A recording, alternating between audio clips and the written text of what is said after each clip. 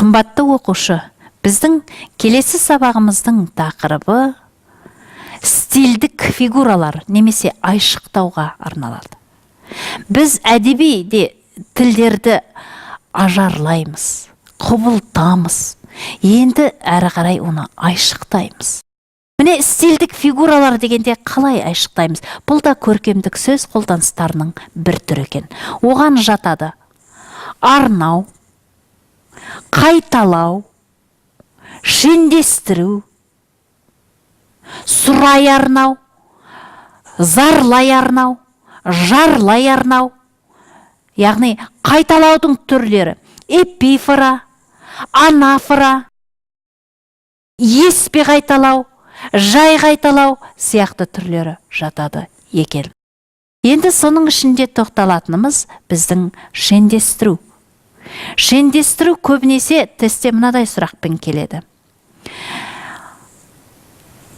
Белгілі бір Абайдың өлеңінен береді де, мысал үшін, қар аппақ, түлкі қызыл, бүркіт қара.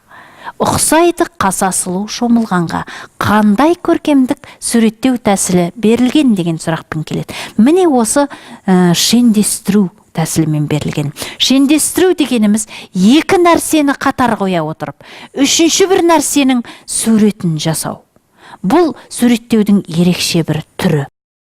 Және тестте мынадай сұрақтар да келеді. Ер тарғынның ақ жүністің сипатын берген жері қандай көркемдік тәсілге жатады деген сұрақпенен келеді. Мысалы, ақ жүніс өзін былайша Қартқожаққа таныстырады.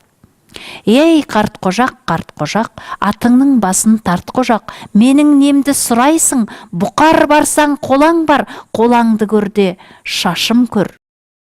Ұсталар соққан қалам бар, қаламды көрде қасым көр.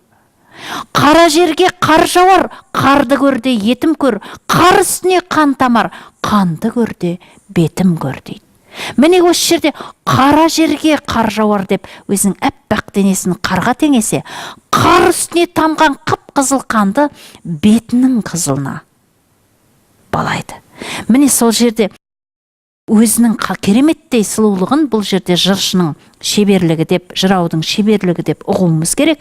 Міне шендестіруді тамаша суреттеген екен. Ал енді сұлу қыздың шомылып жатқан кейпін Абай қар аппақ, түлкі қызыл, бүркіт қара дейді. Яғни қан сонарда бүркітші шығаданға деген өлеңінде әппақ қар сұлудың еті болса, жайылып жатқан бүркіттің түлкіні бүріп жатқан қанаттары сол қыздың шомылған кездегі шашына ұқсатады. Және қып-қызыл түлкі сол сұлудың қызыл ерні менен бетінің қызылына ұқсатады. Міне сонда осы үш нәрсені қатар қоя отырып, Абай төртінші нәрсенің суретін шығарған екен. Яғни сұлу қыздың шомылып жатқан кейпін көрсеткен екен. Міне бұл шендестірудің тамаша бір классикалық үлгісіне жатады.